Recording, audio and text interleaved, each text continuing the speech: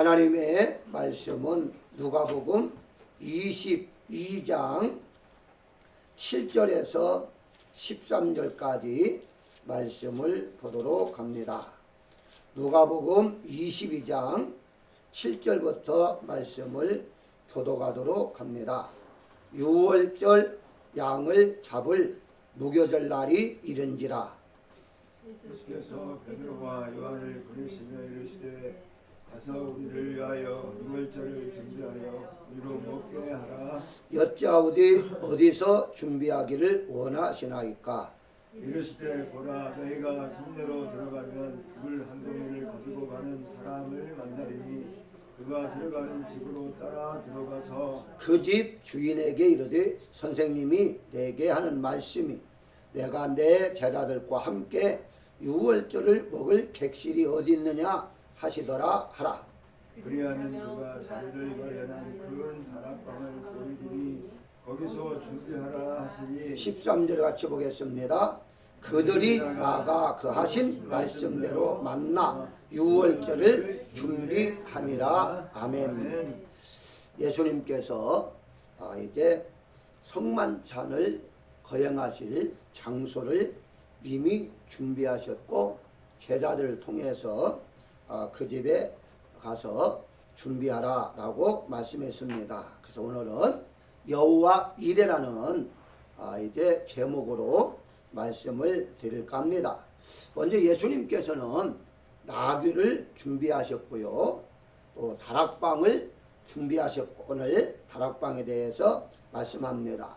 또한 무덤도 친히 또 이렇게 한 번도 사용하지 아니했던 무덤을 준비하셔서 그 속에 장사 지낸 바됨으로 부활하신 것을 볼 수가 있습니다. 이와 같이 하나님께서는 모든 것을 준비해 주신다. 우리도 하나님께서 우리 앞날을 다 준비해 주시고 있음을 믿으셔야 할 것입니다. 그렇다면 우리가 이제 말씀을 본 대로 나귀를 준비하셨을 때에 이렇게 말하죠. 만일 누가 무슨 말을 하거든 주가 쓰시겠다 하라 이렇게 말씀하므로 아직 아무도 타지 못하는 이제 타보지 아니하는 나귀 새끼가 미어 있는 것을 보리라. 풀어 끌고 오라 라고 말씀하고 있죠. 자, 오늘은 다락방 준비를 이제 예수님께서 하셨는데 유월절 잡수실 준비를 미리 하셨다 이렇게 볼 수가 있습니다. 마태, 마가복음에는 제자들이 우리가 어디서 유월절 음식을 잡수시겠습니까? 라고 물었고요. 마태, 마가는 이제 누가복음에는 제자들의 물음이 없었지만 예수님께서 성내로 들어가면 물 한 동이를 가지고 가는 사람을 따라가서 그 주인에게 말하면 큰 다락방을 보여줄 것이다. 거기서 유월절 음식을 준비하라 라고 말씀하고 있죠. 한마디로 두 제자를 보내어 유월절을 준비하게 했는데 18절에 보게 되면 준비하여 먹게 하라 라고 말하죠. 예수님은 베드로와 요한을 보내어 물 한 동이를 가지고 가는 사람을 따라가서 그 집 주인에게 선생님이 그 제자들과 유월절 음식 먹을 객실이 어디 있느냐 하면 그 주인이 보여줄 것이다 이렇게 말씀하셨고 제자들은 13절에 보게 되면 유월절을 준비하니라 라고 말하고 있습니다. 한마디로 유월절을 이미 예수님께서 준비해 놓으셨다 라고 말할 수가 있겠죠. 자, 그러면 유월절을 준비하는 데 있어서 예루살렘에서 마지막 날 저녁에 예수님께서 제자들과 함께 최후의 만찬을 유월절이 되는 날 밤에 즉 오늘 목요일이죠. 목요일 날에 준비하셨습니다. 유월절은 이스라엘 사람들이 애굽에서 430년 종살이 하다가 해방을 받은 날입니다. 구약의 언약에는 여러 가지 있습니다만은 크게 두 가지로 말할 수가 있습니다. 첫 번째가 하나님의 일방적인 언약이 있는데요. 아브라함과 다윗과 맺은 언약이 대표적입니다. 이것은 사람 편에서 지키는 의무가 아니라 하나님 편에서 일방적으로 약속하시고 인도해 주시는 언약이다. 이렇게 보시면 됩니다. 조건이 아니다는 것이거든요. 아브라함이 어떤 상의에서 의논에서 조건에 의하여 맺은 약속이 아니라 어느 날 갑자기 하나님이 아브라함을 불렀고 아브라함에게 복을 주겠다.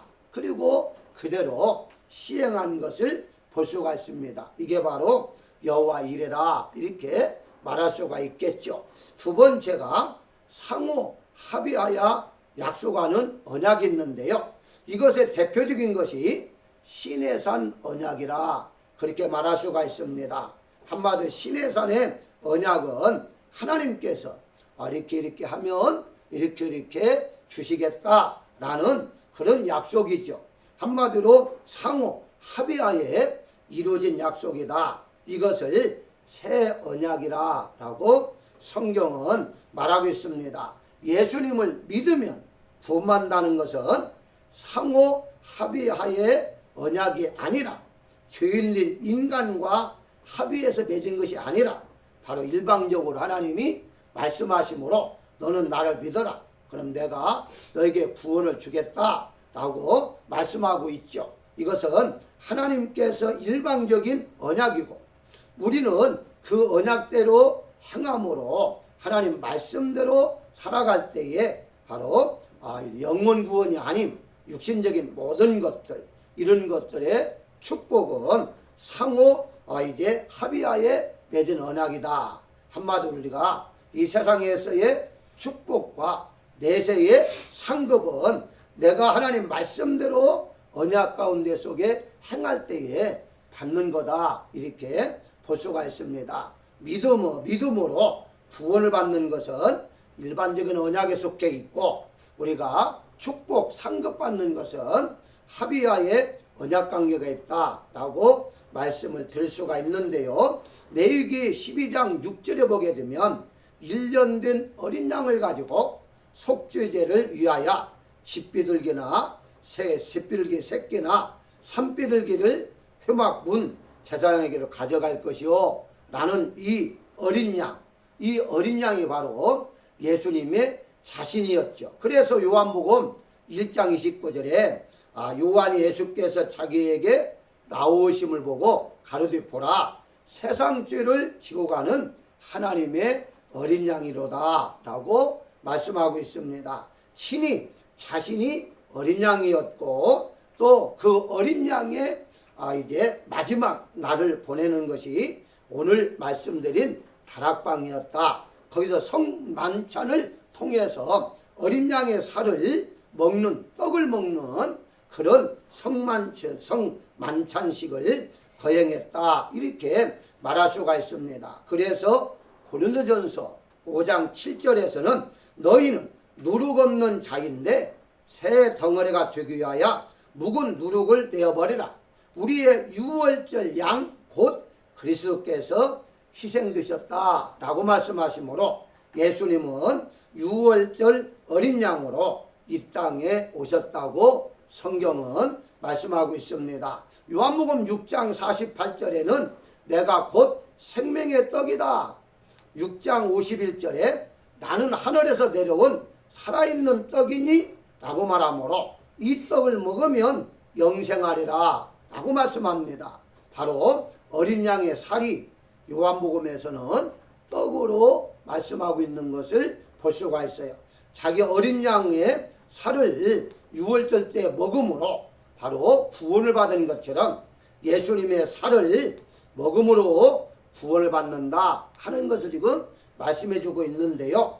요한복음 6장 54절에 내 살을 먹고 내 피를 마시는 자는 영생을 가졌고 마지막 날에 내가 그를 다시 살리리니 라고 말씀하시고 6장 56절에서 내 살을 먹고 내 피를 마시는 자는 내 안에 거하고 나도 그의 안에 거하나니 요한복음 13장 1절에 보게 되면 유월절 전에 예수께 자기가 세상을 떠나 아버지께로 돌아가실 때가 이룬 줄 아시고 세상에 있는 자기 사람들을 사랑하시되 끝까지 사랑하시니라 라고 말씀하고 있습니다. 한마디로 마지막 날까지 사랑하시면서 자기의 살을 먹어야 한다. 그래야만이 영생을 얻는다. 이것은 유월절 어린 양의 살을 먹는 것과 같다라고 말씀하고 있죠. 오늘날의 여러분들이 하나님 말씀을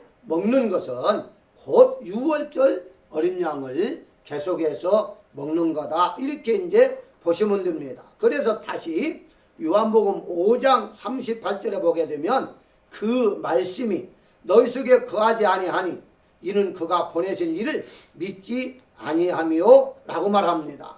한마디로 하나님의 말씀이 우리 안에 거해야 한다는 것인데 그게 바로 우리가 어린 양의 살을 먹으면 내 뱃속에 있으므로 하나님께서 그 집을 건너떠서 죽임을 면하게 하는 것처럼 오늘날의 예수님의 말씀이 우리 안에 거함으로 우리가 영생을 얻게 된다라고 말씀하고 있습니다. 그래서 바울은 데살로니가전서 2장 13절에서 이 말씀이 또한 너희 믿는 자 가운데서 역사하느니라 라고 말하고 있죠.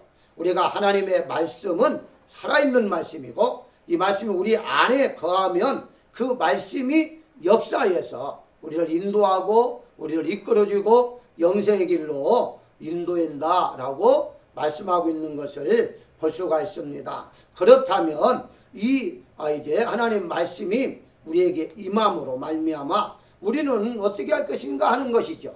옥합을 이제 깨뜨렸던 여인을 통해서 우리가 좀 더 하나님 말씀을 보도록 하겠습니다. 마태복음 26장 11절에 보게 되면 이 여자가 내 몸에 이 향유를 부은 것은 내 장례를 위함이다 라고 말씀하고 있고요. 또 마가복음이나 요한복음도 역시 같은 뜻으로 말하고 있습니다. 나의 장례할 날을 위하여 그것을 간직하라 라고 말하죠.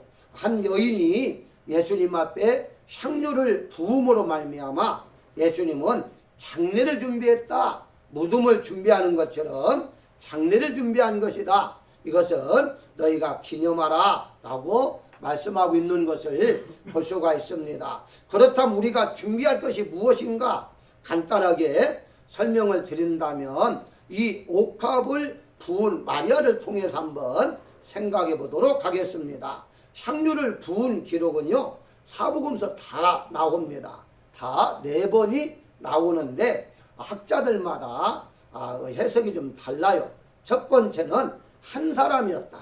한 사람이었는데 그 한 사람이 3번을 예수님 앞에 부은 거다. 이렇게 해석하는 학자가 있습니다. 그런데 이것은 받아들일 수가 없는 것이 그 귀한 한마디로 엄청나게 비싼 향유를 어떻게 한 여인이 3개나 가지고 있었겠는가 이렇게 생각한다면 이것은 적절한 해석이 아닐 것이다 이렇게 말할 수가 있습니다. 그래서 오늘날에 따진다면 그 향유값이 3만 불 정도가 훨씬 넘는 것인데 이걸 어떻게 3개를 가질 수 있겠느냐. 그리고 두 번째의 의문은 성경에 보게 되면 향유를 부은 여인의 이름이 나와요. 마리아는 이름이 나오지만 하나는 베다니 마리아, 하나는 막달라 마리아 이렇게 나옵니다. 그러면 이 막달라는 어디냐? 막달라는 지역 이름이거든요. 베다니 역시 마찬가지입니다. 그러면 막달라와 베다니는 전혀 도시가 다릅니다. 한참 떨어져 있거든요. 그래서 다른 여인이었다 이렇게 해석을 할 수가 있다는 것이거든요. 그 다음에 두 번째 해석은 무엇이냐?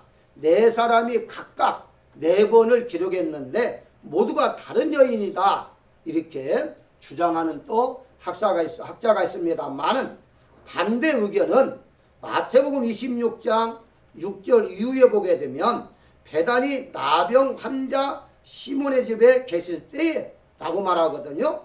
마가복음 14장 3절에 베다니 문둥이 시몬의 집에 식사할 때 이건 같은 말이에요. 그러니까 하나는 나병으로 번역했고 하나는 문둥이로 번역했는데요. 문둥이나 나병이나 같은 병이거든요. 이게 결과서는 같은 것이기 때문에 네 사람 각각 다른 사람이 아니다. 하나는 마태복음과 마가복음은 겹쳐서 기록했다. 한 사람을 똑같이 기록한 거다. 이렇게 보게 된다면은 바로 네 사람은 아닐 것이다. 이렇게 이제 우리가 생각할 수가 있습니다. 자, 이건 네 사람이냐, 세 사람이냐, 한 사람이냐, 이건 중요하지 않고요. 사실은 가장 중요한 것이 바로 예수님의 장례를 위해서 준비하셨다 하는 것이 말씀의 핵심이 되겠습니다. 그러면 어디에 이 기름을 부었느냐?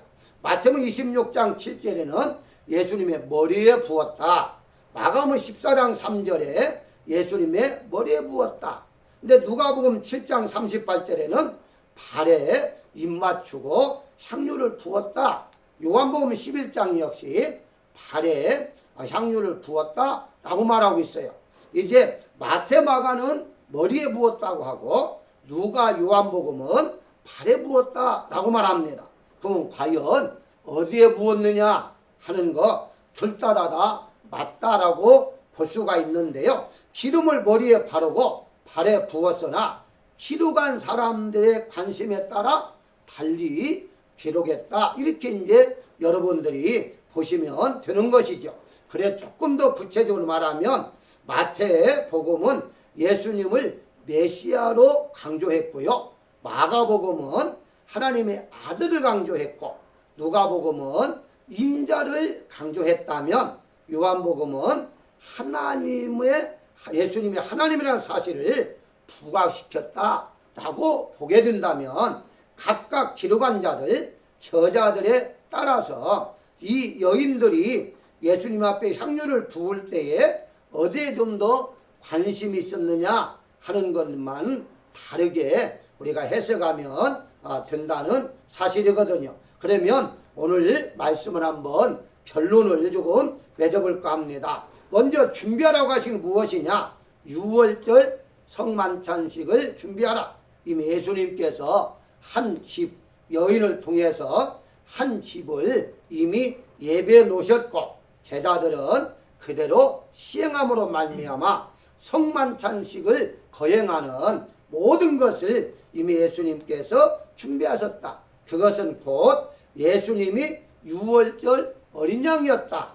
그리고 양의 살은 예수님의 살이었고 예수님의 살은 곧 떡이었고 그 떡은 곧 말씀이었다. 이것이 오늘 말씀의 핵심이 되겠습니다. 그렇다면 우리가 오늘날에 준비할 것이 무엇이냐? 그게 바로 하나님의 말씀을 준비한다. 이렇게 이제 보실 수가 있는 것입니다. 우리가 1년에 어떤 교단은 매주마다 성찬식을 하는 교단이 있고요. 또 어떤 교단은 1년에 2번, 1번, 3번 이런 식으로 성찬식을 거행하는데 그 자체가 중요한 것이 아니라 그걸 통해서 예수님께서 우리에게 어떤 말씀하셨는가?